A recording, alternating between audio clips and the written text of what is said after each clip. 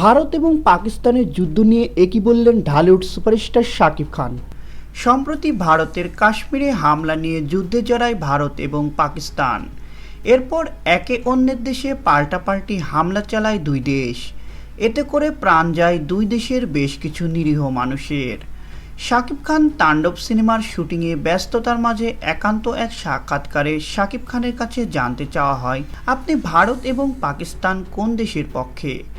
এমন প্রশ্নের জবাবে শাকিব খান বলেন, আমি কোনো দেশের পক্ষে নয়, আমি মানবতার পক্ষে।